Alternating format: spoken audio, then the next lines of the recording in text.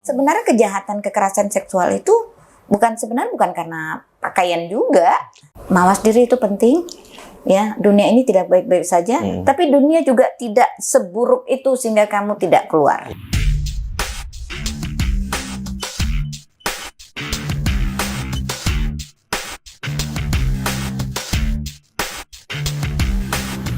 Alhamdulillah hari ini kita kedatangan ibu kita, guru kita, dosen kita, Ibu Nastriah. Ibu, jadi sekarang kan banyak kali isu nih Bu tentang kekerasan seksual kepada anak. Nah, ini Bu, apa sih Bu yang terjadi belakangan ini? Kan Ibu mungkin karena Ibu terjun di bidang itu, mungkin banyak banget nih hal-hal yang Ibu alami pada kekerasan terhadap anak Ibu. Oke, bicara kekerasan seksual pada anak itu banyak faktor, ya. Tapi faktor yang paling utama adalah pola asuh orang tua. Dan yang kembali lagi ke orang tua yang membiarkan anak sekarang ini menjadi masalah itu gadget. Rata-rata anak-anak yang ketika ditanyakan kenapa melakukannya, mereka mendapatkan pengetahuan itu dari gadget yang mereka tonton. Dan dari mana gadget itu? Ya dari orang tua.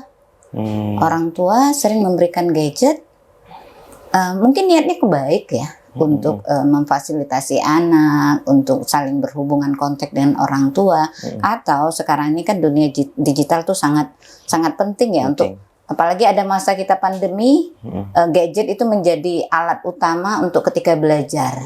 Tapi segala sesuatu itu, ya kejahatan itu terjadi ada kalanya bukan karena ada niat, tapi adanya kesempatan. Dan kesempatan itu dibuka pada anak yang mana notabene mereka baik buruknya masih diragukan penalaran atau intelijensi mereka terkait tentang hal itu. Selain orang tua Bu, ada nggak lingkungan yang ikut juga adil di sini? Misalnya ketika seorang ibu ini dia tidak mau ngasih gadget untuk anak, tapi anak ini dia lihat anak-anak lain dikasih gadget Bu. Ini kan salah satu salah satu anaknya akan rewel, atau dia juga itu anak lain ada HP, aku nggak ada HP gitu, untuk nonton YouTube, untuk apa, itu salah satu faktor nggak Bu, lingkungan itu? Tentunya itu salah satu faktor, karena mau tidak mau lingkungan, karena gini, dunia pendidikan itu diawali dari rumah. Ya ada yang formal dan informal, dan rumah adalah tempat belajar yang pertama. Dan kalau istilah orang Aceh itu ada anak kandung, dan anak kaum, dan anak gampung. Nah, satu sisi itu konsep itu bagus ya, karena itu saling menjaga. Dan tapi faktanya sekarang itu tidak. Dan justru anak kaum, anak gampung yang berperilaku buruk itu mempengaruhi anak kita. Nah, jadi ada banyak yang anak-anak itu saling dia ada, kok enggak, gitu. Dan belum lagi ada lingkungan masyarakat yang seolah-olah yang dimiliki anaknya juga harus dimiliki orang lain tanpa mempertimbangkan apakah itu benar atau salah. Jadi memang masyarakat itu satu sisi sangat membantu, pada sisi yang lain masyarakat yang punya mindset yang salah justru itu akan menjadi kendala sendiri. Jadi oleh karena itu pendidikan itu jangan kita memadaikan, ada ayat Al-Quran ya, ku anfusakum wa ahlikum naro. Sehingga kita menjaga anak kita dengan baik dan benar di rumah. Mungkin benar. Tapi masalah kita lupa, ada banyak orang yang hanya di rumah tanpa memperdulikan masyarakat sekitar. Padahal anak itu bukan hanya bergaul pada kita saja, tetapi justru dia banyak di luar. Yang kalau kita nggak ikut berkontribusi, ikut mendidik masyarakat sekitar, anak kita akan terpapar. Dan lingkungan masyarakat yang buruk otomatis akan mempengaruhi kita. Sementara kan kita nggak mungkin memproteksi anak atau kita selalu mendampingi anak. Dia nanti berteman dan tengok temannya dia boleh, ini boleh. Mungkin nggak kita kasih di rumah, dia nggak. Tetapi dengan teman, yuk nonton bareng. Jadi memang masyarakat sekitar sangat berkontribusi dengan apa yang terjadi pada anak kita. Oleh karena itu jangan pernah tidak ikut juga berkontribusi kepada masyarakat ketika kita merasa bahwa kita bisa melakukan hal yang baik untuk bisa memperbaiki masyarakat. Betul. Istilahnya Bu, walaupun udah kita protek sedemikian rupa di rumah ya Bu ya, udah kita jaga anak ini supaya dia dia baik buka yang gitu. baik-baik aja, dia lihat pembelajaran ini. Tapi ketika di luar mungkin dia lihat punya temennya kayak gitu. Ini kan salah satu faktor yang merusak anak ini, Bu. Nah, kalau kita tahu, Bu, di dalam gadget tuh kan ada banyak tuh, misalnya kayak di TikTok, di Instagram, anak-anak tuh scroll lihat itu kan. Selain dia melihat contoh tentang goyang-goyang gitu, bukan joget-joget, atau enggak ada contoh tentang kekerasan, itu kan menimbul juga, Bu, di gadget tuh, Bu. Nah, apakah itu salah satu faktornya, Bu? Iya, Ibu S3 di UPI Bandung, yaitu pendidikan nilai dan karakter. Yang kita lakukan itu mulai diawali dengan yang kita lihat, kita dengar. Makanya kalau di dalam pendidikan karakter tuh ada expression, ada ungkapan yang perlu diingat. Hati-hati terhadap yang kamu dengar. Hati-hati apa yang kamu lihat, karena apa yang kamu dengar dan kamu lihat suatu saat akan kamu pikirkan. Yes, betul. Hati-hati terhadap yang kamu pikirkan, karena suatu saat kamu akan mengungkapkannya. Hati-hati terhadap yang kamu ungkapkan, suatu saat kamu akan melakukannya. Hati-hati terhadap yang kamu lakukan sekali. Biasanya nanti akan menimbulkan kedua kali, ketiga kali, keempat kali, lama-lama itu menjadi karakter kamu. Yes, Alhamdulillah kalau baik. Yang didengar, yang dilihat sesuatu yang baik, sehingga terinspirasi. Tapi kalau yang buruk, makanya diawali dengan mendengar, dengan melihat. Jadi sesuatu yang kita dengar, kita tonton, menarik nih. Iya, betul. Ya, ataupun didengar, apa itu ya? Sehingga penasaran mencari. Ya, dan ini. Jadi tontonan dan yang kita dengarkan pada anak itu memang sangat mempengaruhi. Makanya kalau dulu kita ada nonton TV-TV ya, ada yang kadang-kadang boleh ditonton, tapi dengan dampingan, ya. di bawah pengawasan orang tua. Bimbingan orang tua, ada kodenya, Bu, ya. Karena kadang-kadang ada memang memang baik buruk itu kita nggak bisa nyetir semuanya. Tetapi ada orang yang di samping untuk menerangkan, nah itu salah. Kita seharusnya begini. Kita juga nggak bisa menutupi semua bahwa tidak ada kejadian ini, karena dunia fakta. Ibu termasuk orang yang memberikan nggak ingin membuat anak itu tertarik dari dunia nyata. Faktanya memang kejahatan ada. Ibu nggak mengatakan bahwa dunia ini aman-aman saja. Bahkan, tapi jangan juga takut. Jangan juga takut. Betul. Tapi faktanya dunia juga tidak baik-baik saja. Oleh karena itu, mawas diri itu penting. Tapi ketika kejahatan di luar, jangan membuat kamu nggak berani keluar untuk tidak berekspresi. Karena pada faktanya ada banyak juga orang baik. Dan kejahatan itu juga, ada juga kadang-kadang itu erat kaitannya dengan bagaimana kamu, ya. Ada seorang pakar yang Ibu sangat berkesan. Kejahatan itu seringnya terjadi ada kontribusi korban. Karena penjahat itu juga, itu nggak bodoh. Iya, betul. Dia juga nggak ingin ketahuan, dia juga nggak dihukum. Jadi dia akan melihat, milih-milih yang korban mana. yang mana dulu nih? Yang mana yang punya resiko kecil dia untuk tertangkap. Betul. Ya, jadi pasti yang dicari adalah anak ini kayaknya kecil, lemah. Ya. Yang sesuatu yang dia berada punya power. Ya. Udah kecil, lemah, terus sendirian di tempat gelap. Betul. Jadi ketika kita makanya mawas diri dan sadar diri itu penting. Betul. Kalau kamu lihat Ibu ini kan nggak tinggi-tinggi amat ya, bahkan pendek. Dulu Ibu sering ikut pelatihan tuh di Raja Wali itu jam 12 malam. Tapi harus keluar. Memang bagusnya nggak usah keluar. Tapi faktanya harus keluar. Tapi Ibu tahu ini bahaya. Nah itu udah ngecas tuh bahwa cari jalan. Itu Ibu naik motor. Suami mau jemput, tapi bilang nggak usah. Lebih bagus jaga anak di rumah. Iya, betul. Cari jalan yang bagus, yang cerah. Karena saya juga nggak ingin dia jemput, anak siapa yang nggak jaga. Nah, Ibu cari jalan yang tempat ramai. Lampu terang, ya. Lampu terang. Kemudian kan pakai ransel. Itu langsung di depan.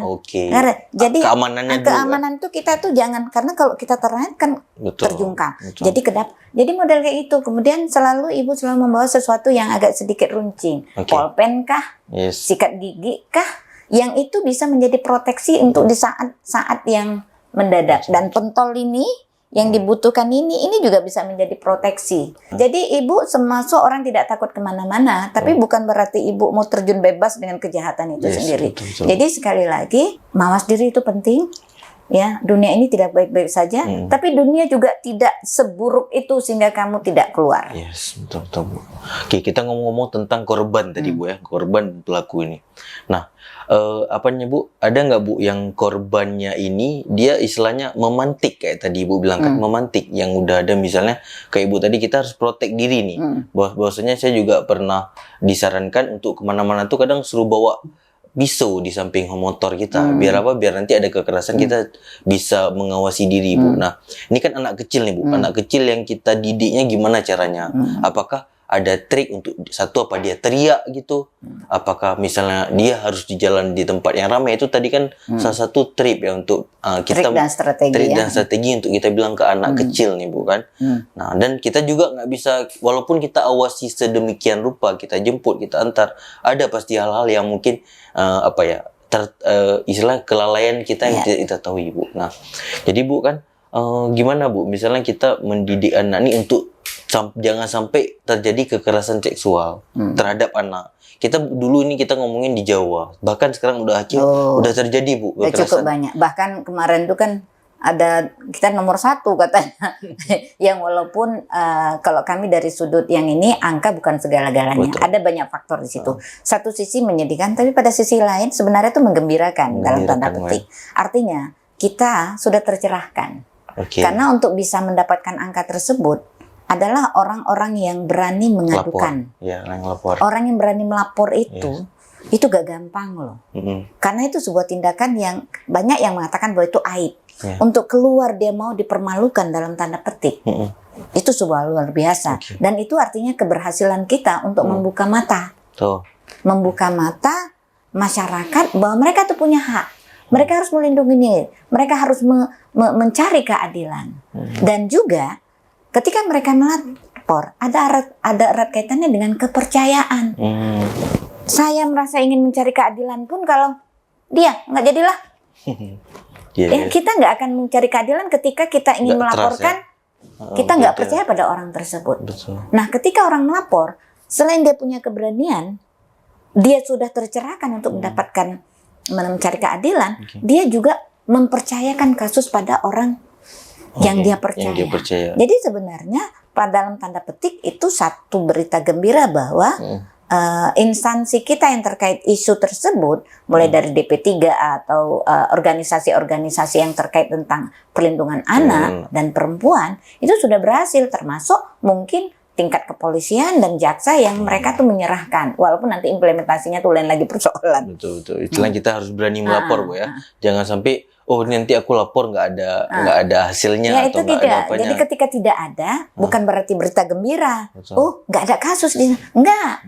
Bisa jadi ya di situ kamu nggak dipercaya dan banyak yang belum tercerahkan. Betul. Ya, karena orang merasa bahwa itu biasa aja, normal bahwa kita diperlakukan gitu. Kalaupun dia udah punya haknya, udah merasa dia mau mengadu, nggak ada yang bisa dipercaya, lebih bagus aku. Makanya jangan heran kadang-kadang keluarga sendiri mencari keadilan dengan melakukan hal yang lain.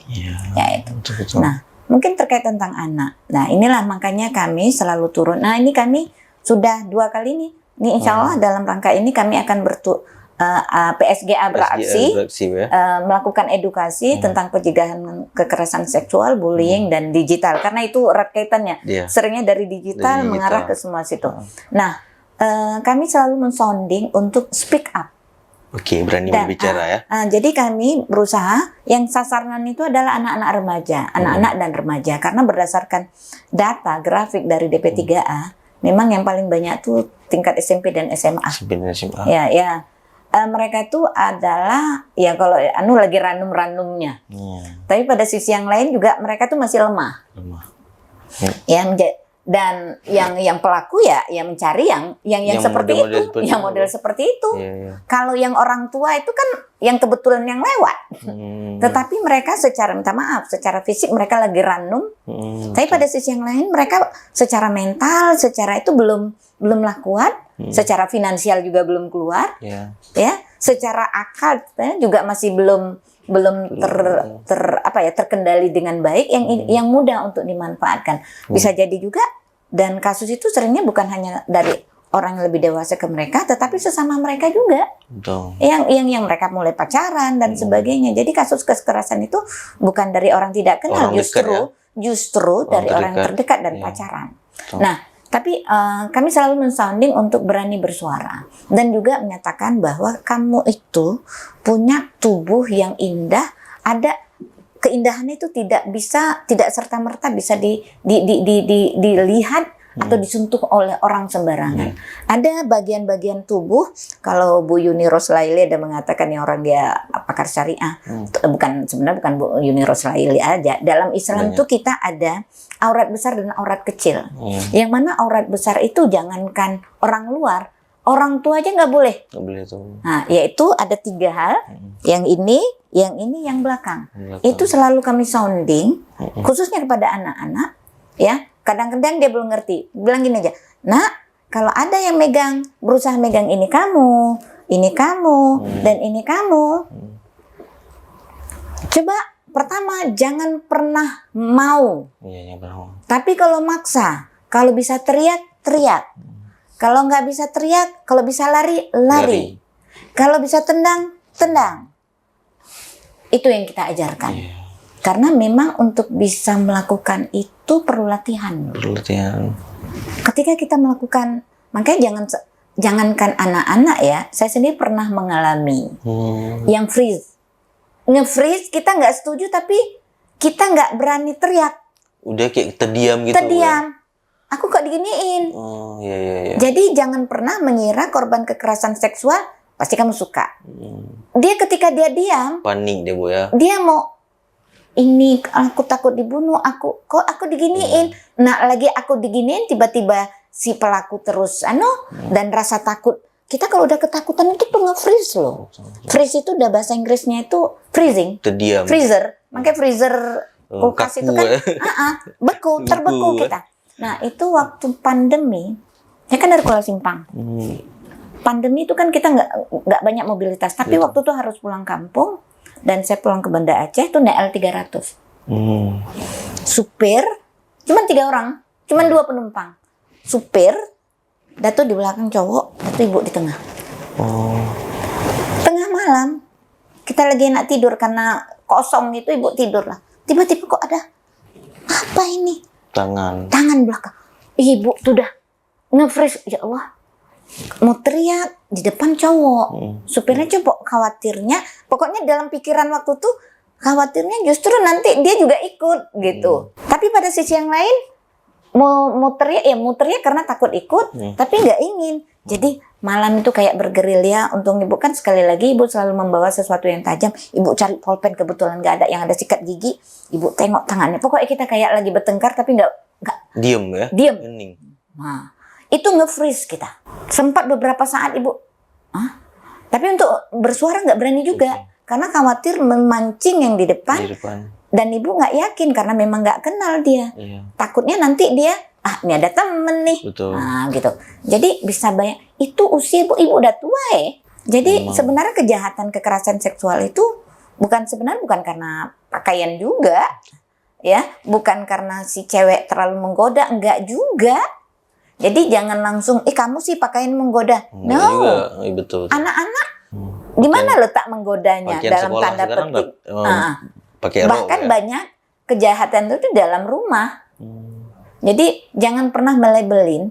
Dia aja sudah ketika menjadi korban, dia sendiri tanpa disalahkan, dia sendiri kok saya.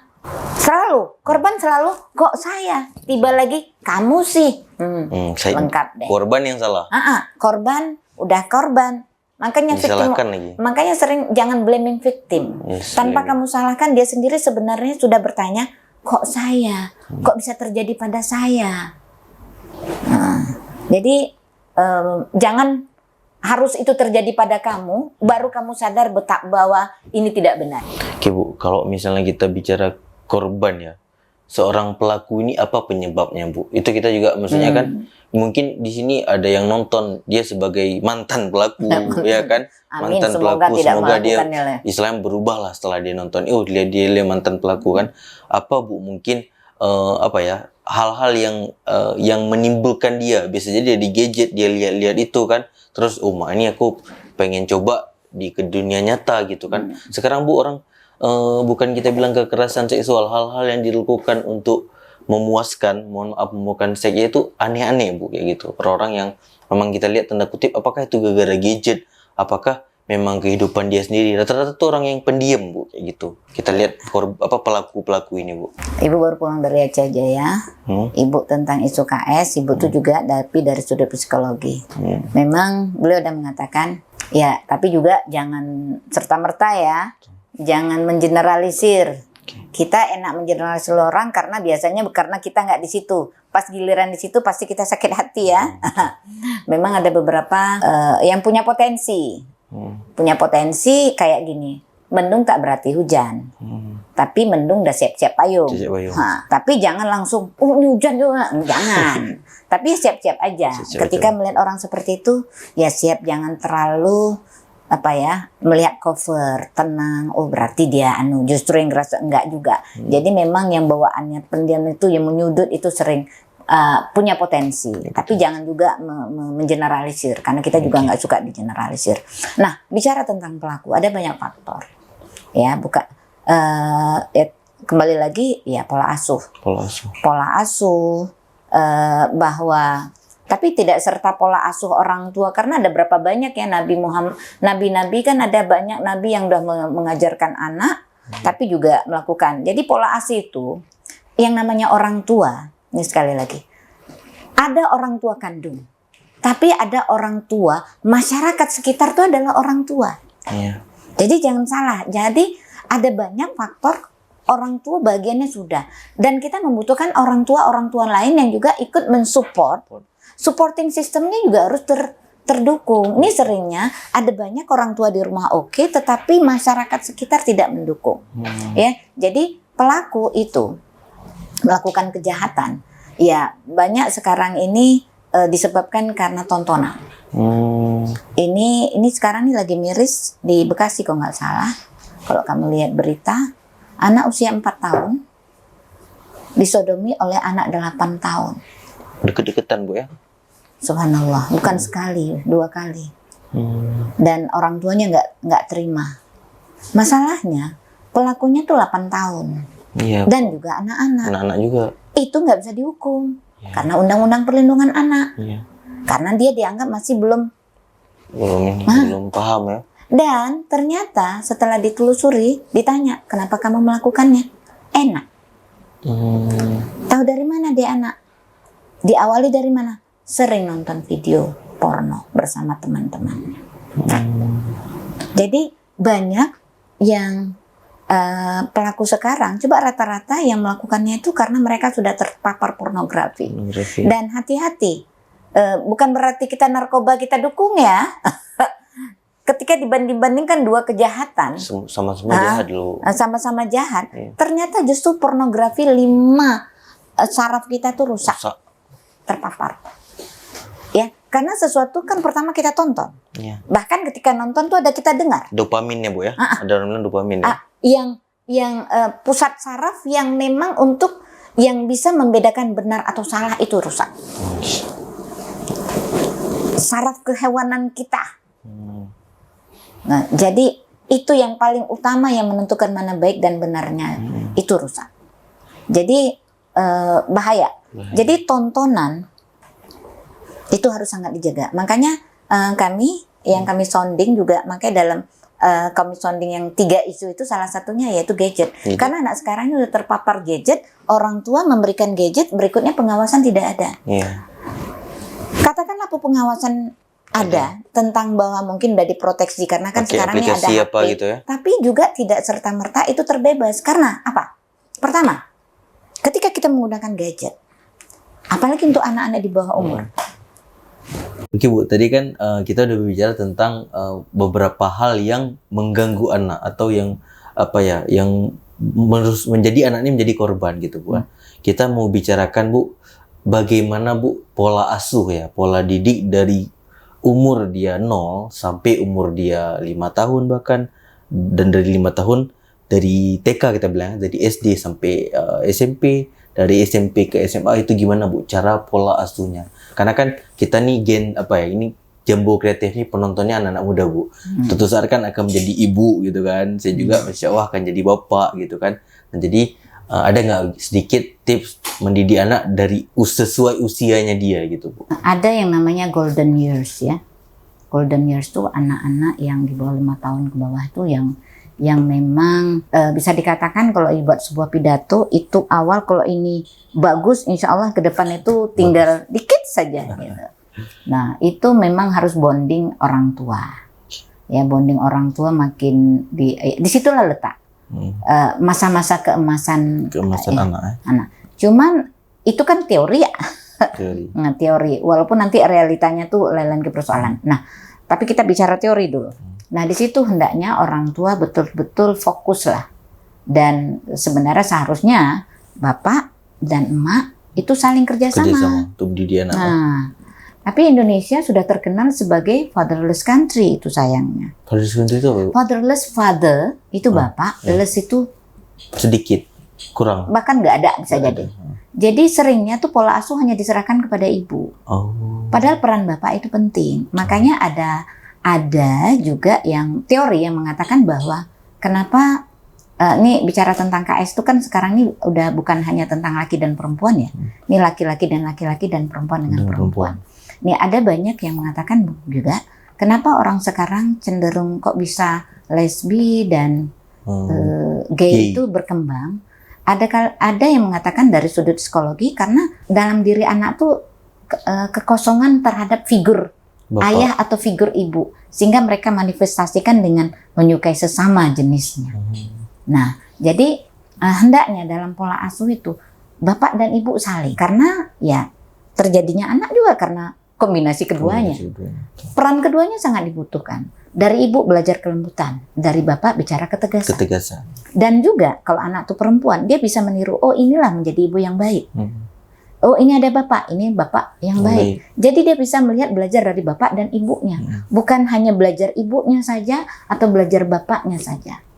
Ya walaupun masing-masing nanti menempatkan perannya masing-masing. Katakanlah ada dari sudut, oh ini saya laki-laki, silakan. Karena itu kebenarnya bicara isu gender itu kan sebenarnya bicara tentang kesepakatan kamu seperti apa, relasi kamu, dan yang penting jangan saling mengeksploitasi.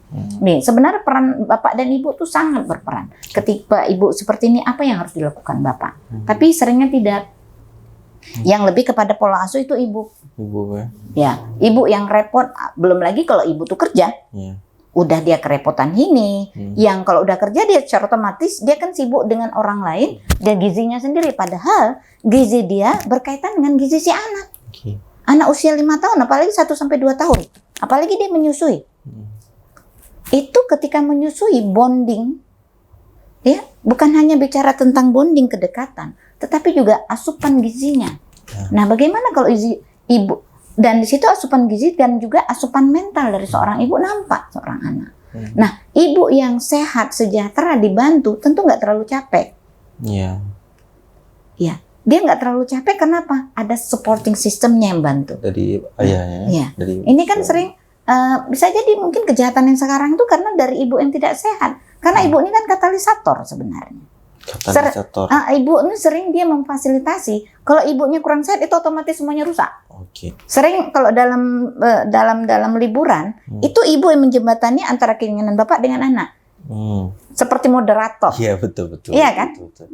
Istilahnya yang membantu bilang ke bapak ini anak supaya jangan terjadi berantem. Nah kalau yang ininya sendiri bermasalah, nggak bisa. Putus.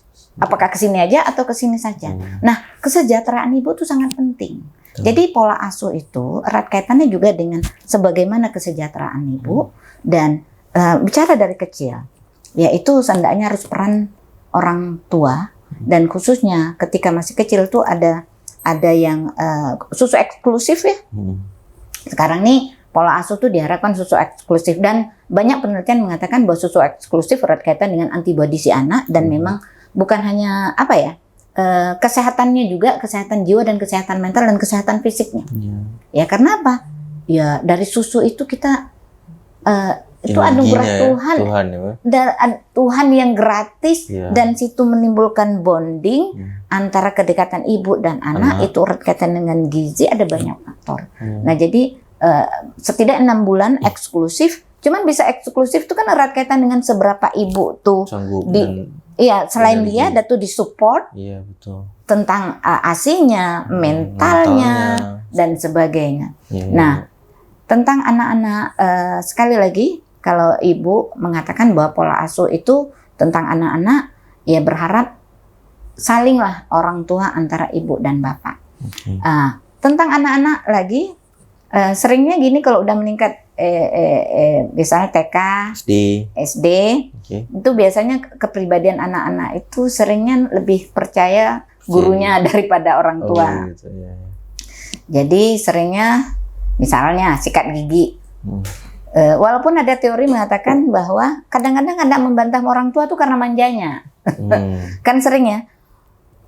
Sering, ini para ibu nih sering ketemu. Sama saya kok nggak mau, kok kamu sama mau. Ya justru karena nyaman sama kamu, maka dia berani membantah dalam tanda petik.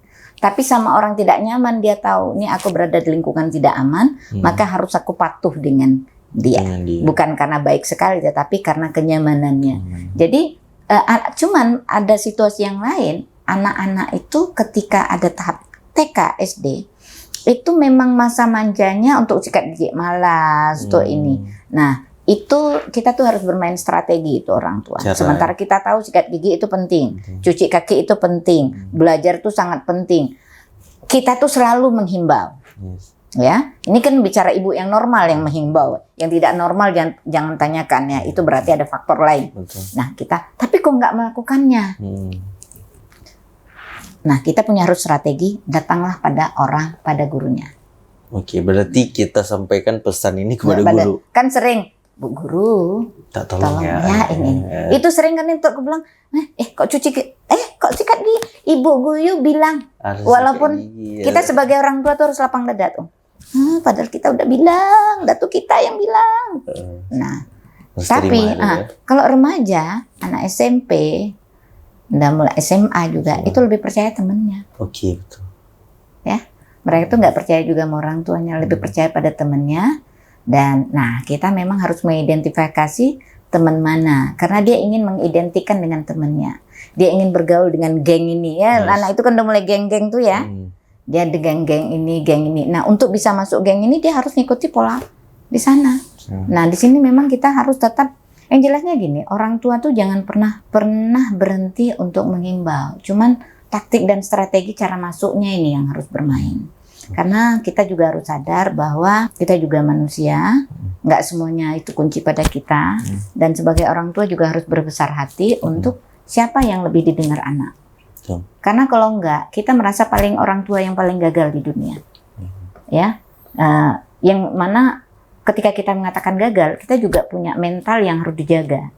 Kalau orang tua aja mentalnya nggak dijaga, gimana kita menjaga anak? Ya, tapi nah, ketika mental kita sejahtera, aman, memudahkan kita pikiran jernih untuk siapa yang kita minta bantu. Orang tua itu jangan merasa bahwa solusi itu hanya pada dia.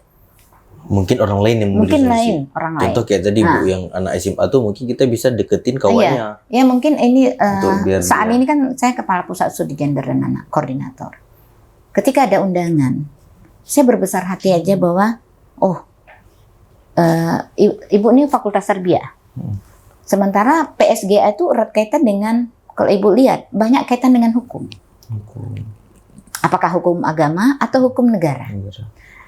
Sebagai orang fakultas tarbiyah, kelemahan kami di situ, nggak terlalu banyak. Tapi kalau pola asuh itu lebih gampang kami dari sudut pendidikan. Tapi kalau dari hukum agak wow. Nah, ibu, walaupun ibu tahu bahwa seharusnya, tapi faktanya, ini kan bicara seharus dan fakta. Ya, jadi ibu berbesar hati aja bahwa nih, daripada saya jaim seolah-olah saya ngerti segalanya, ibu akan mengirim orang-orang yang menurut ibu layak, penting. Ya, ibu minta siapa yang menurut, walaupun itu sebenarnya undangan untuk ibu. Terus ibu bilang, ini saya gantikan ini boleh ya? Sebagai perwakilan PSG. Karena ibu merasa bahwa yang saya tunjuk ini lebih berkontribusi daripada saya yang berkontribusi. Kalau saya berkontribusi hanya kepada tataran karena saya ketua. Tetapi kalau ini lebih kepada pengetahuan. Dan saya berikan hak wewenang pada dia untuk menjawab. Karena saya nggak ingin lembaga ini rusak hanya gara-gara egois saya. Betul, Nah, kolaborasi lah Bu ya. Jadi sebenarnya seharusnya orang tua begitu juga. Itu juga. Ya, bahwa nggak kita nafikan ada banyak kita menjadi orang tua belum tentu kita siap menjadi orang tua. Kita sebenarnya belajar belajar menjadi orang tua. Dan ada banyak cara pola asuh, ya. Nah, kita belum lagi pola asuh itu sebenarnya ada kaitan dengan kita juga. Secara teori sebenarnya pola asuh itu setidaknya ada 3. Ada yang berbentuk otoriter, ada yang berbentuk permisif. Tapi yang berikutnya adalah yang tengah, antara otoriter dengan permisif. Yang otoriter yang mengatakan bahwa I'm the boss. Yes. I'm the boss, kamu harus patuh sama saya, semua dari saya, kamu harus ngikutin semua saya. Kamu salah, saya benar. Kamu salah, saya benar, bahwa yang dilakukan, bahwa kamu harus ngikutin apapun. Orang tua yang seperti itu merasa bahwa kebenaran ada pada dia, anak nggak punya hak. Iya. Dia menjadi miniatur saya. Seolah-olah anak itu bukan kepribadiannya sendiri. Betul. Harus kayak dia. Padahal dia punya cara berpikir dan konstruksi berpikir sendiri. Nah, otoriter, yang one way. Betul. Hanya ikutin Satu perintah. aja ya. Kamu nggak punya pendapat saya yang paling benar. Satu lagi permisif, yang membiarkan. Semuanya oke. Lebih pola memanjakan. Itu nggak boleh juga Bu. Itu juga nggak boleh. Karena memang anak sendiri dia juga baru belajar. Dia belum tahu sepenuhnya mana benar mana salah. Yang kedua adalah yaitu otoritatif. Otoritatif adalah kombinasi keduanya. Ada kalanya perlu say no. Ada situasi yang mengatakan no. Jadi kalau saya melihat mendidik itu sebenarnya seperti main layangan. Kita tarik, kita ulur. Kapan yang kita ulur? Kapan kita tarik? Atau situasi mana yang kita ulur? Oh ini mungkin. Angin. Kapan yang harus kita tarik? Oh ini udah kelebihan ya. Dan nih kelebihan. Too much. It's not good. Yes. Ya, jadi kapan kita ulur? Nah gitu juga. Ada kalanya kadang-kadang tergantung anaknya. Jadi boleh tapi belum tentu karena melihat kepribadian masing-masing. Jadi nah, memang itu punya skill, harus punya strategi, skill karena anak juga punya kepribadian yang lain juga. Ada yang dia bersifat terbuka, yang bersifat terbuka gak gampang. Kita tahu apa cara berpikir dia, sehingga kita bisa mengatakannya. Nah, saya sendiri punya anak 3 dengan pola masing-masing. Beda-beda Bu. Ada satu yang memang, yang kedua yang lebih dia terbuka. Jadi ketika dia mengalami bully di sekolahnya, dia lapor. Unek-uneknya disampaikan sehingga memudahkan kita untuk memasukkan ya bahwa kalau yang dengan temannya itu seperti apa, dengan gurunya itu seperti apa. Tapi ada satu yang tidak terbuka, yang kita agak sulit. Kamu maunya apa? Kita bilang baik-baik nggak dengar, marah dia makin terkunci mulutnya. Kita nggak tahu what should I do then? Apa yang harus Umi lakukan? Nah, itu susah tuh. Nah, kalau yang seperti itu susah. Sehingga kadang-kadang akhirnya jalur langit tuh kalau model-model kayak gitu jalur langit. Makanya ya ini mungkin perlu juga ya ketika ada orang tua merasa bahwa dia telah melakukan yang terbaik. Ya jalur langit walaupun sebenarnya tiap hari itu memang harus jalur langit ya. Tapi ada masa yang kadang-kadang dengan tanpa menyerah dengan ini yang harus kita perkuat, yaitu dengan berdoa. Tapi yang satu lagi ada juga teori mengatakan bahwa sambilan tidur nih, biasanya di sounding. Ya, sebelum tidur ketika anak mau terkantuk-kantuk. Cuman kan gini, kadang-kadang aneh ya. Ini apa nih mama aku nggak pernah datang. Tapi nggak apa-apa lah. Orang tua itu ada kalanya masa di mana hilangkan gengsi itu. Hilangkan, walaupun sesekali baru sekali, ya nggak apa-apa deh. Merasa malu, janganlah merasa malu untuk demi kebajikan anak datang, ini dengaran ya nggak apa-apa lah. Datu, nak maafkanlah mungkin ya untuk sounding anak dan disitulah masukkan dan doa ya Allah untuk supaya anakku ke depan seperti apa ya doa-doa ya. Kemudian berikutnya adalah apa yang kita harapkan anaknya tuh ke depan. Semoga anakku kamu ada bicara yang positif. Nah kalau bicara positif itu yang menurut saya itu yang layak harus dipercaya. Menurut saya itu penting untuk dipercaya. Ada teori, saya lupa pula nama orang Jepang tuh. Air itu dia diperdengarkan musik rock. The Miracle of Water, if I'm not mistaken. Ya, The Miracle of Water. Dia keruh atau apa? Ketika di musik ini kristal air tuh bentuknya begini. Oke. Ketika yang ini bentuknya begini. Oke. Nah, secara ilmu biologi, tubuh kita ini sebagian besar tuh air. Betul. Ya, ketika kita sounding Hal-hal yang keras, positif, hal-hal yang positif, itu akan berkontribusi juga positif karena kita ini sebenarnya, ya, makanya sekarang ini alhamdulillah kedokteran udah mulai terbuka mata. Ketika ada orang sakit itu bukan hanya dari fisik yang diobatin, tapi juga dari mental. Coba rumah sakit Islami, tapi yang Kristen udah duluan tuh saya dengar, saya lihat. Mereka tuh sekarang ini udah ada yang biasanya orang dari dakwah tuh datang untuk membesarkan hati si pasien dan membesarkan hati si penjaga pasien, karena kadang-kadang bukan hanya pasien aja yang harus dijaga tapi kewarasannya, tapi juga yang si sakit. Karena kadang-kadang yang sehat pun bisa sakit gara-gara menghadapi si pasien. Ya, yang ada beberapa kasus bahkan yang ini sakit yang meninggal yang jaga. Ada beberapa kasus. Ya bisa jadi orang kan nggak terlalu aware dengan dia. Dia dituntut untuk ini yang kita perhatikan ini, padahal dia mungkin udah pada titik nadirnya. Iya, betul. Jadi ternyata kesehatan itu bukan hanya bicara tentang fisik yang harus diobati, tapi keinginan untuk sembuh, aura positifnya itu harus dibangunkan. Jadi penting, memang benar sounding kepada si anak untuk hal-hal yang baik. Ya upayakanlah yang terbaik yang bisa dilakukan. Dan tapi satu hal, ya memang menjadi orang tua tuh nggak mudah. Banyak tentang nggak mudah. Kita kadang-kadang enak saja menyalahkan orang tua. Tapi orang tua sendiri dia punya, belum lagi dia punya, bisa jadi masa lalunya nggak selesai. Dia juga bisa jadi punya luka lama. Tapi tiba-tiba dia harus menjadi orang tua dengan punya segudang ekspektasi orang, kamu harus menjadi A, B, C, D. Dengan permasalahan ekonomi sekarang. Betul. Banyak ya istilahnya. Cukup banyak. Makanya saya juga selalu, kalau saya gini, bukan hanya orang tua saja yang saya sasar. Saya selalu juga mensasar anaknya. Nah, ini sering di mahasiswa tuh. Nah, belajarlah dengan serius. Janganlah terlalu cemen, manja. Ketika orang tua kamu sudah mengizinkan kamu kuliah, sekolah, apalagi ibu tengok HP-nya bagus, ada laptop lagi, itu sebenarnya secara nggak langsung orang tua kamu sudah mensupport. Janganlah hanya gara-gara mama nggak nelpon, mama nggak mengirim, kebetulan ada kenduri maulid, mama nggak kirim, dan tetangga ada ngirim, kawan ada kirim, mama nggak sayang. Please deh. Kamu nggak tahu bagaimana perjuangan mereka untuk menyekolahkan kamu. Apa persoalan? Dan kamu bukan satu-satunya anak yang harus kamu. Coba kamu pada posisi jadi orang tua. Coba bisa paham nggak? Nah, ini kadang-kadang kan, apalagi anak zaman now nih. Minta maaf, sedikit aja udah bawaannya baper. Sedikit orang singgung udah baper. Seolah-olah dia yang paling menderita di dunia. Maaf. Ibu ini mungkin bukan anak 70-an lagi. Ya, ibu ini bukan baby boomer, tapi di atas baby boomer ya. Dikit, tetapi kami dari manual. Ya.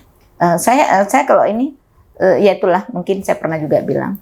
Saya kalau mengingat bagaimana perjuangan saya kuliah, ya.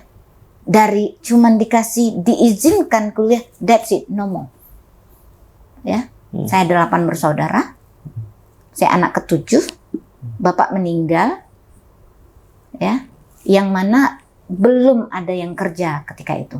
Ibu, cuman ibu rumah tangga, ya, dengan punya anak 8 dia nggak tahu mau ngapain, ya. Terus saya masuk pesantren dan setelah tamat pesantren saya pingin kuliah. Ketika bapak meninggal, itu ada abang dulu sempat kuliah, tapi dia langsung sadar bahwa nggak ada lagi yang membiayain kuliah, jadi dia berhenti. Nah. Ketika saya sudah selesai SMA, pesantren, di Madrasah Ummul Quran, saya pingin kuliah. Saya bilang, Mak, saya pingin kuliah. Disitulah, saya di situ terharu, Mama, nggak langsung memutuskan untuk tidak. Kami di sidang, dipanggil abang-abang, dipanggil kakak-kakak. Saya kalau ini terharu saya. Nih, adik kalian mau kuliah. Aku tak punya duit. Mama saya orang Tanjung Pura, jadi bahasanya tuh bahasa. Aku tak punya duit. Nasib adik kau tuh tergantung pada kalian. Saya kalau udah itu agak melankolis nih ya. Dan alhamdulillah sekali, abang, ya ingat kali saya yang udah meninggal sekarang nih, kuliah dia, Mak. Prestasinya bagus. Dan alhamdulillah memang prestasi saya bagus. Dan padahal mereka cuma membiayain uang harian, uang bulanan. Uang kuliah saya dibiayain oleh Madrasah Ummul Quran. Dan sekali lagi saya juga berterima kasih ke Madrasah Ummul Quran. Dan sejak saat itu saya nggak minta apa lain. That's it. Bagi saya langsung sadar diri, saya anak yatim dengan keluarga seperti ini, tapi saya nggak menyerah. Justru ketidakkuliahan abang-abang, kondisi abang-abang dan kakak menjadi pemicu saya harus lebih berhasil dari mereka. Saya akan buktikan bahwa mereka tidak salah mempercayakan, menguliahkan saya. Jadi ketika saya melihat anak-anak yang saya lihat udah ada HP, apalagi jangan bebankan orang tua lagi. Dia itu punya, bisa jadi orang tua kamu tuh sebenarnya dia punya luka lama yang nggak sembuh. Terus dia harus menjadi orang tua dengan kondisi resesi ekonomi sekarang, dengan kamu yang sikit-sikit udah menye-menye, please deh, jadilah tough. Ya, makanya saya selalu gitu. Jadi hadapi, dan selalu saya tekankan ketika ada masalah, kalau bisa menghindar. Maksud dalam artian kan ada potensi ya, bahaya nih. Ya sebenarnya kan ya akal pikirannya. Ketika ada lihat, saya selalu bilang sana, oh ini bahaya, oh saya nggak suka ini, ya hindari. Tapi seringnya hidup ini kita menghadapi sesuatu yang nggak kita suka. Iya. Tidak terduga, Bu, ya. Hadapi. Dan saya selalu punya prinsip. Seseorang tidak akan diuji di luar kemampuannya. Ketika kita sudah menghindar dan ketemu, hadapi. Karena cepat atau lambat, suatu saat kamu akan bertemu juga dengan hal tersebut. Jadi bedanya, kamu sekarang mempercepat, atau kamu tunda-tunda yang kamu nggak akan selesai. Itu PR yang harus kamu hadapi. Tapi kalau memang sekarang selesai, insya Allah kalau mendapat kendala yang sama, kamu bisa. Kamu punya pengalaman. Katakan pun gagal, kamu bisa belajar dengan kenapa penyebab kamu gagal. Karena itu adalah ibarat tangga yang harus kamu lewati. Jadi untuk anak-anak muda, menurut saya, ya sekali lagi, masa depan kamu sebenarnya kamu yang menentukan. Ya, yang lainnya itu sebenarnya memfasilitasi. Yang bisa datang, bisa enggak, bisa ada, bisa enggak. Selalu saya juga bilang, dalam hal tertentu memang hidup ini tidak adil. Untuk yang cantik, yang kaya, yang dari keluarga terpandang, atau yang cerdas, dalam hal tertentu mereka punya hal-hal yang istimewa ya. Yang terpenuhi atau mudah. Ada yang, maksud Ibu gini, dia itu punya yang bisa dibanggakan dalam tanda petik, walaupun sebenarnya nggak boleh ya, kita dalam Islam nggak boleh sombong. Tapi faktanya dia punya sesuatu yang bisa dibanggakan. Dan seringnya mendapat keistimewaan. Ketika kamu cantik, orang akan lebih ada prioritas kepada yang cantik. Ketika misalnya kamu anak orang kaya, dengan uang kamu bisa mendapatkan lebih prioritas karena kekayaan kamu. Ketika kamu anak siapa? Oh, anak bapak ini. Jangan karena orang tuh. Saya aja selalu. Segan. Saya sering gini dengan badan yang kecil. Dulu saya pernah menjadi bu guru dan dosen. Banyak orang saya nggak menduga dengan cara berpakaian saya. Banyak nggak menduga bahwa saya seorang dosen dan sebagainya. Dan saya nggak terlalu peduli itu. Tapi saya bisa melihat sikapnya. Apalagi waktu saya bu kecil. Oh, awalnya ini. Oh, bu kecil ya. Itu udah lain tuh. Langsung beda, Bu. Langsung. Oh, ini bu kecil. Nah, ketika tahu Bu Geciknya seorang dosen, itu lain lagi tuh. Nanti ketika tahu bahwa levelnya naik, Bu. Ketika pendidikan mereka tahu bahwa pendidikan saya luar negeri, itu lain lagi tuh. Nah, jadi yang makanya langsung tegak. Langsung. Makanya saya nggak suka saya suka berteman dengan orang yang mengenal saya apa adanya. Makanya saya paling nggak suka mengenal siapa saya. Dan saya nggak terlalu memperdulikan itu. Dan karena udah terbiasa, jadi biasa aja. Jadi, hal-hal seperti itu yang harus kita ini kepada anak muda. Nah, kamu masa depan kamu sebenarnya kamu yang menentukan. Nah, seberapa kamu punya mimpi dan berusaha meraih mimpi tersebut. Nah, ketika kamu ganteng atau cantik dari keluarga kaya, ya, dari keluarga terpandang, dalam hal tertentu yang mungkin awalnya kamu level 2, itu mungkin level 4, tapi perlu punya banyak level lagi untuk mendapatkan itu. Dan bicara cantik itu sementara. Bicara orang kaya itu sebentar habis. Tapi sekali lagi bicara itu bisa jadi juga cuman sementara. Nah, sekali lagi itu memudahkan kamu untuk mencapai tangga, tapi untuk mendapatkan masa depan kamu tetap harus kamu sendiri. Nah, bukan berarti yang nggak cantik, yang nggak ganteng, nggak dapat rezeki, enggak. Berapa banyak orang ternyata sukses karena cantik. Kesungguhan kamu. Berarti Bu, kecerdasan itu kesungguhan perlu juga Bu? Penting. Dan saya dari awal udah sadar. Belajar. Kalau saya memang dari awal sudah sadar saya orang miskin. Mungkin saya nggak merasa bahwa miskin. Saya nggak pernah merasa bahwa diri saya miskin. Ya. Saya tahu nggak miskin, tetapi juga tidak kaya. Cukup loh. Nah, langsung saya sadar orang tua yatim. Untuk ini nggak ada. Tapi apa yang saya miliki? Saya punya ini. Maka saya belajar. Betul. Ini yang bisa kita saru ya. Nah, ketika kita udah tahu miskin, udah tahu kita nggak kaya, udah tahu kita nggak cantik, mungkin kita nggak minta cantik, tapi bersih lah. Bersih setidaknya. Itu yang bisa kita ubah. Itu yang bisa. Kita ubah itu. Ada pepatah Aceh kemarin tuh menyuka bahasa Aceh menarik tuh. Nah ya, ada saya posting tapi lupa saya. Yang idenya sadar diri itu penting. Betul. Kamu ini siapa? Tapi sadar diri itu tidak menyebabkan kamu hana aja deh. Kan? Jangan. Kalau saya enggak, oke, modal saya apa? Oke, saya nggak cantik. Saya akan melihat, saingan saya begini. Nah, ketika saya tahu bahwa saingan saya lebih dari saya harus datang lebih cepat. Betul. Bukan, iyalah, santai aja. No, kamu kan ingin maju, kamu ingin sukses. Satu lagi, rumput tangga lebih hijau. Keren. Tahu nggak kenapa? Tetangga yang bikin hijau. Kamu kan pingin hijau, hanya kamu yang membuatnya. Jangan harap tetangga datang, no. Jadi sekali lagi semuanya itu ke kamu. Nah, apa yang ada lingkungan kamu itu adalah supporting system. Alhamdulillah, manfaatin. Tapi sekali lagi itu belum cukup kalau kamu sendiri nggak berusaha. Dan yang tidak punya supporting system ya tentu lebih keras dan tetap masih punya. Ya, Tuhan akan berpihak pada kan ada selalu usaha keras tidak mengkhianati hasil. Nah, walaupun ada banyak faktor lain lagi. Ya, ketika saya udah berusaha tapi nggak berhasil, coba lagi. Karena Tuhan itu ketika kita tidak diberikan, bukan serta merta kita gagal. Ada banyak pesan yang diberikan Tuhan. Kenapa kita nggak diberikan pada saat itu? Pertama, mungkin kamu belum ready. Kalau kamu lolos belum ready. Kenapa? Karena yang akan kamu hadapi lebih parah. You are not ready yet. Ini istilahnya jalan putusan terbaik. Dari sekian, kita nggak pernah tahu yang terbaik dari Tuhan. Makanya menyerahkan diri pada Tuhan itu penting. Saya selalu mengajarkan pada mahasiswa untuk anak muda. Ketika kamu menginginkan sesuatu, saya selalu bilang, ya Allah, kalau baik untukku, luluskan. Kalau enggak, ya udah. Ketika lulus, langsung menjadi lampu hijau. Berarti saya siap. Saya siap dengan segala tantangan. Jangan pernah menyerah. Karena kalau enggak, dari awal Tuhan sudah mengatakan tidak. Kamu tahu enggak? Yang di depan itu lebih loh. Yang orang keluar negeri itu, kamu kira enak. Ibu 2 kali di S2 di luar negeri. Justru kamu akan berhadapan dengan orang nggak kenal kamu. Nggak peduli siapa kamu. Ada kalanya kita rindu loh, kita pakai baju, nggak ada yang negor. Kita duduk santai kok. Kalau kita di luar negeri, itu yang enak sebulan. Bahkan ada yang seminggu udah selesai. Berikutnya, aku ngapain di sini? Seminggu 2 minggu, kita udah rindu bakso. Kita merasa bahwa, negara dingin pingin bakso. Kita kan hujan udah pingin bakso.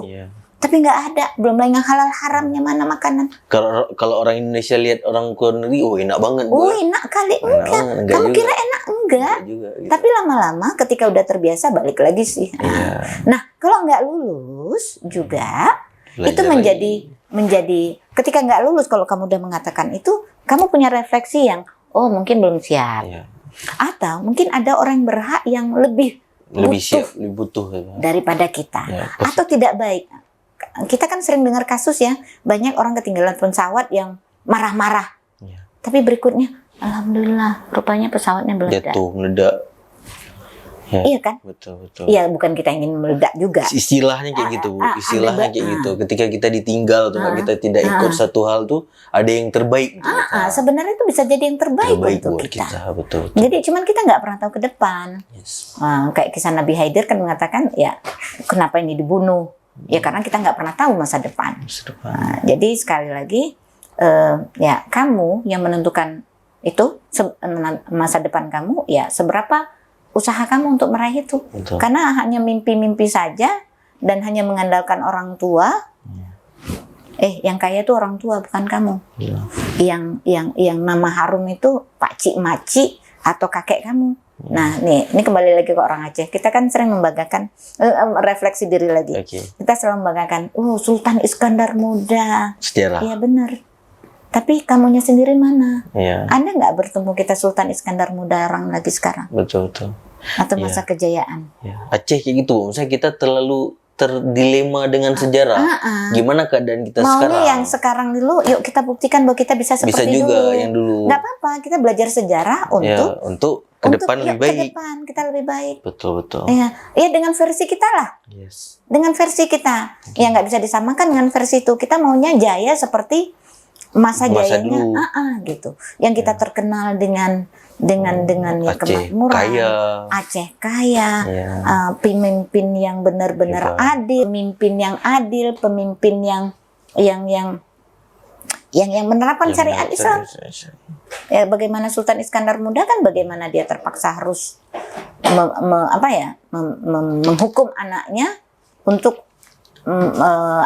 menjadi seorang yang sangat adil. Anaknya pun tidak ada hukum yang tajam ke bawah, tumpul ke atas. Bisa nggak kita membuktikan itu pemimpin sekarang untuk melihat? Praktek, jangankan praktek, untuk melihat aja juga nggak. Aceh nih saya nih kebetulan memegang mata kuliah English for Tourism. Saya pingin kali Aceh ini menjadi destinasi wisata bukan hanya karena keindahan alamnya. Atau bukan hanya, sebenarnya saya nggak terlalu suka ya dark tourismnya. Dark tourismnya dalam arti orang banyak datang sini kan pingin lihat musim tsunami. Ingin tahu siapa kesedihan kita. Menjual kesedihan. Iya, betul. Saya enggak. Aceh ini bukan kesedihan yang dijual, tapi sejarah, keindahan, dan apalagi sejarah dan agamanya. Itu ada banyak loh. Gunungan, Taman Putropang, itu Benteng Indrapatra, Benteng Iskandar Muda, Benteng Inong Baleh, dan ada banyak situs-situs lainnya. Kerkov ya. Ada pernah nggak ke sana? Pesawat. Ada nggak pernah ke sana? Tahu nggak itu bagaimana sejarahnya? Jangankan mau melakukan, tahu aja nggak? Ya, padahal di depan mata berseliweran. Saya termasuk paling sering mengunjungi daerah-daerah ya. Ada kalanya kadang-kadang, ya mungkin nggak ngomong ya karena kita menghormati di mana. Dalam hati saya, ini aja orang bangga. Iya. Di Aceh di depan mata nggak dia tahu.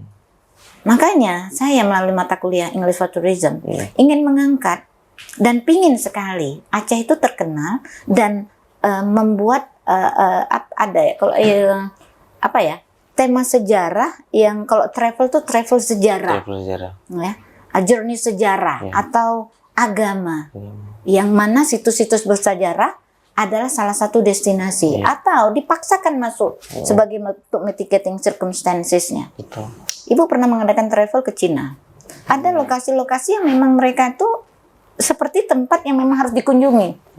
Nggak dirusak, nggak diapain, tetap itu kan. Jadi kita, begini ya, gitu. Nah kita nih ada di depan mata. Nah kita selalu mengagungkan sejarah kita, tapi udahlah mereka. Kamu sendiri pernah tahu nggak di mana letaknya? Ya walaupun saya juga baru tersadar sekarang, 2021 saya pernah dibawa ke makam Kartini. Di Rembang ya. Di sana ibu merasa tertampar sebenarnya. Di sana juga. Ketika ibu lihat makam Kartini, ibu kan koordinator pusat studi gender dan anak. Tahun 2021 kami dikumpulkan ke Semarang, terus kami diajak berkunjung untuk ziarah makam Kartini. Sebagai kami pegiat perempuan kan, apalagi nama itu dari kecil kita nyanyikan, tiap tahun kita rayakan. Ketika berada di sana terus terang, wow. Ini ya, memang ada patung ini. Tapi berikutnya, otak saya bermain yang lain. Nas, kamu jauh-jauh datang kemari. Yang terus terang, ada banyak juga perdebatan tentang peran beliau. Nah, Sementara pernah nggak kamu berkunjung yang mungkin kalau disebut namanya orang nggak akan pernah mengatakan no. Begitu besarnya perannya. Pernahkah kamu pergi ke makam Cuk Nyadin? Ya. Pernahkah kamu pergi ke makam Malahayati? Pernahkah kamu tahu yang mana makam Ratu Safiatuddin? Itu di kepala yang satu. Iya, betul. Ya juga. Yang kalau kita sebutkan orang nggak akan pernah mengatakan tidak. Karena begitu terkenalnya. Kamu jauh-jauh ke sini yang maaf. Setiap tahun tuh ada kontroversi tentang beliau. Nah ini kamu pernah, yang jelas kamu milik kamu sendiri dan kamu darah Aceh. Itu hati yang satu. Betul. Ya juga dalam hati. Di situ juga saya tanya sama teman-teman yang sejarawan. Kita makan pahlawan perempuan. Saya tanya Cuk Nyadin, saya tahu di Sumedang. Yang saya tanyakan nggak ada. Ratu Safiatuddin nggak tahu di mana. Nggak tahu di mana. Oke, berikutnya kayak kita misalnya ke toko, ke kedai, ada jus mangga. Nggak ada, udah habis. Ada jus, enggak, di situ juga karena kita malas gitu. Ada wortel, nggak ada.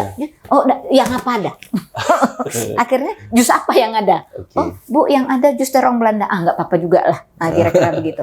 Nah, gitu juga. Setelah saya tanya beberapa nama yang terkenal, nggak ada. Oke, yang ada apa? Sana Bu Nas, tuh ada makam Teku Fakinah. Di mana? Lambira, Aceh Besar. Oke. Berikutnya tuh ada makam Laksmana Malahayati. Di mana? Di Kerung Raya. Oke. Pulang dari sana. Itu menjadi target pertama. Langsung di situ. Nah, beda yo.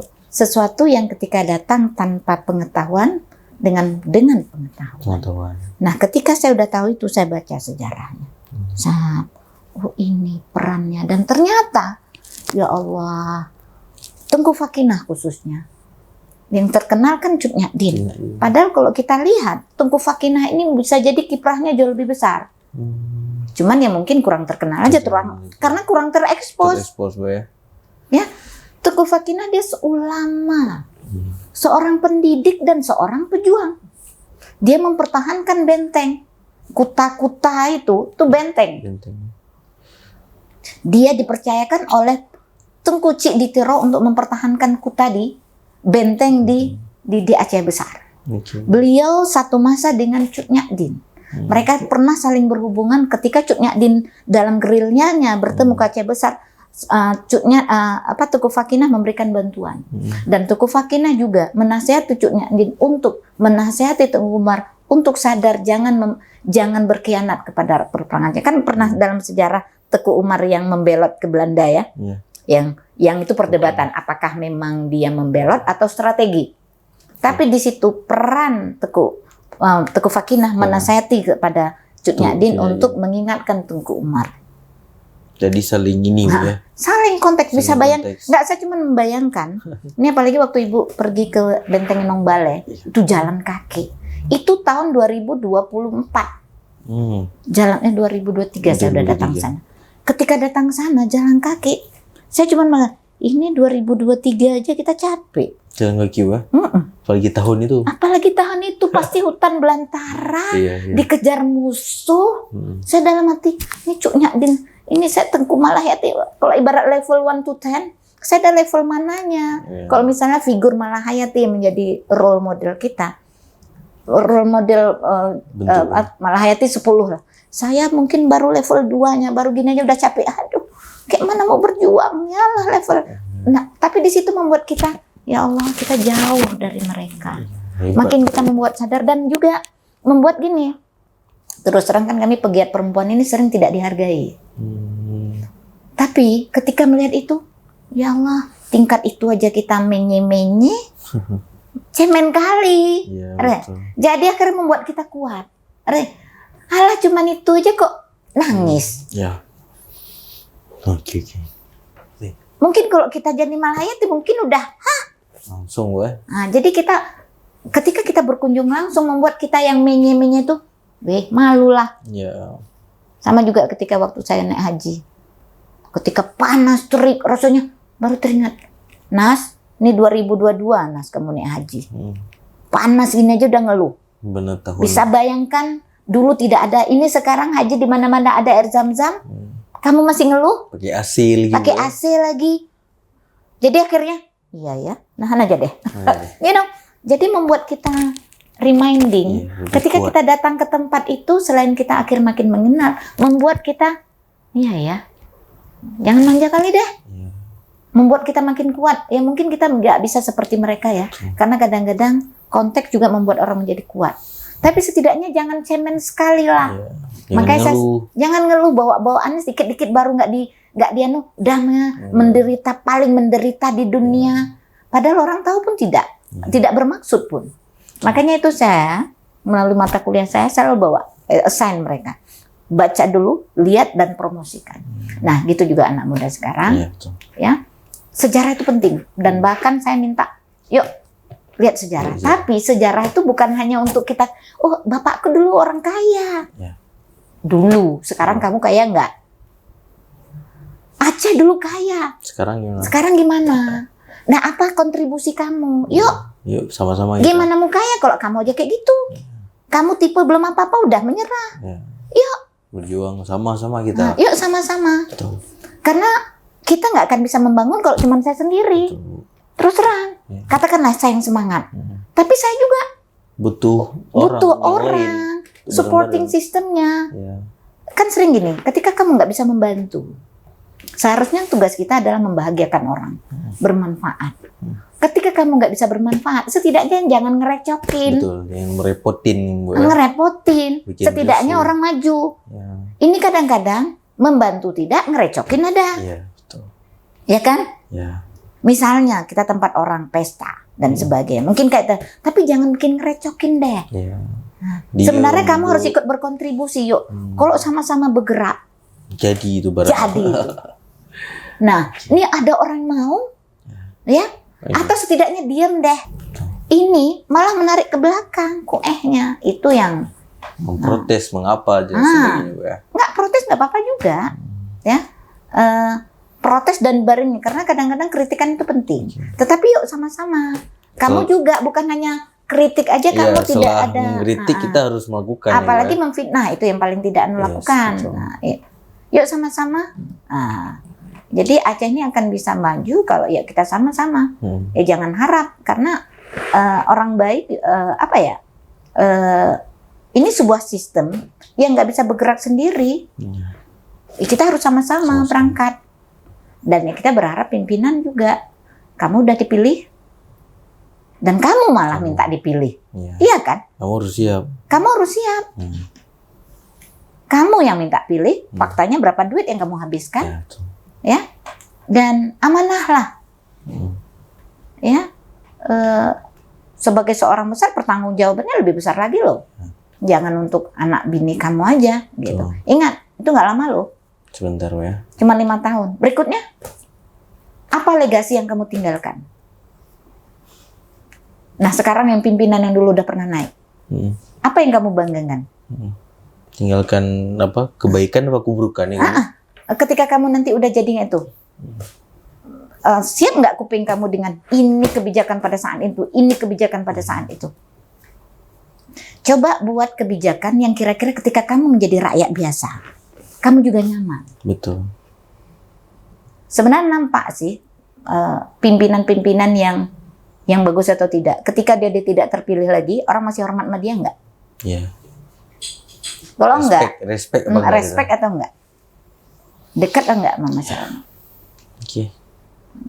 Jadi ya kembali lagi kalau bicara tentang anak muda, Anak muda. Betul. ya sekali lagi masa depan di tangan kamu dan kami menaruhkan harapan kami pada kamu. Yes ya Bu. Makasih banyak Bu. Tadi kita udah sharing-sharing dari awal mengenai anak kecil ya, anak usia dini sampai tua, sampai kita jadi anak muda kayak sekarang. Banyak banget ya yang kita udah belajar dari Bu Nasriah sendiri. Terima kasih banyak Bu. Sama-sama, Mungkin, mohon maaf ya, Allah, mungkin ada sedikit loncat-loncat. Bu, enggak Bu, ini bagus banget. Kita memang anak muda ini harus belajar sejarah. Kalau nggak kita tahu sejarah, kita akan gimana ya? Tidak ada ini Bu, tidak ada Patron mungkin. patokan, tidak ada patron kayak Bu bilang tadi. Jadi ya ngasal gitu Bu. Ya kita harus belajar sejarah juga anak muda nih Bu. Dan kita juga harus tahu bagaimana mendidik anak muda yang akan datang. Yang berarti anak-anak kita nanti Bu, ya gitu kan. Jadi memang perlu belajar banyak dan menjaga, memprotek anak-anak kecil. Mungkin walaupun kita sebagai abang ya kita punya adik yang itu kita jaga adik tersebut. Jadi bukan hanya tugas orang tua kita, tapi tugas kita sebagai abang atau enggak sebagai saudara dan sebagainya. Bukan kayak Ibu bilang tadi, ada anak apa tadi Bu? Ada Ada anak kandung. anak kandung, Ada anak kaum, anak keluarga, anak ikut. Tapi anak gampung yang Anak semuanya gampung. itu merupakan tanggung jawab kita. Oke. Nah, bicara orang tua, ya, bukan hanya orang tua kandung, ya, orang tua kaum, ya. dan ada orang tua gampung. Harus kita jaga semua. Ya, makanya dengerin patuh bukan hanya pada orang tua sendiri, Ya, tapi juga orang tua keluarga besar. Dan dengarlah nasihat orang tua gampung. Ketika mungkin yang menasihati bukan orang tua kita sendiri, tapi ditegur oleh orang kampung, pakonnya ya. dengerin. Karena itu juga orang tua kita. Oke.